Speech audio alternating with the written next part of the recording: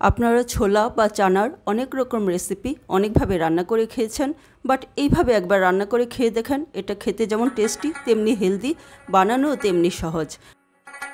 আমার আজকের রেসিপি ছোলা চাট।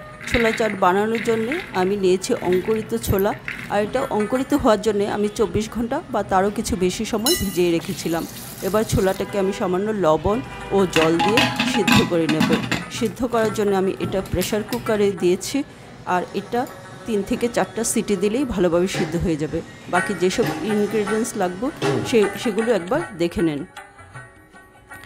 এবার আমি কড়াইয়ে সামান্য তেল দিয়ে সিদ্ধ করা ছোলাটাকে দিয়ে দেব। এটাকে আমি 2 মিনিটের মতো ভেজে এটাতে দিয়ে দেব সামান্য পরিমাণ হলুদ, দিয়ে দেব সামান্য ধনে মরিচের গুঁড়া আর সামান্য পরিমাণ জিরার গুঁড়া। এবার এটাকে আমি হাই হিটে রেখে 4 থেকে 5 মিনিটের মতো ভুনা করে নেব। আর এটা যেহেতু হাই হিটে আছে তাই এটাকে বারবার নেড়েচেড়ে দিতে হবে। এটা অলমোস্ট হয়ে গেছে। এবার আমি এটাকে একটা পাত্রে ঢেলে বাকি সব ইনগ্রেডিয়েন্টসগুলো মিক্সড করে নেব। আমি দিয়ে দেব আগে থেকে সিদ্ধ করে রাখা আলু, কিউব করে কাটা টমেটো, শসা,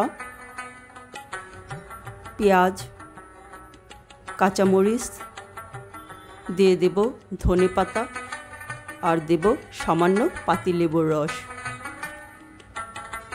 দিয়ে দিচ্ছি সামান্য গোলমরিচের গুঁড়ো আর চাট মশলা। এবার সবগুলো ইনগ্রেডিয়েন্টসগুলোকে ভালোভাবে মিক্সড করে নিতে হবে। এটা কিন্তু হাই ক্যালোরি, ছোট বড় সবাই খেতে পারেন।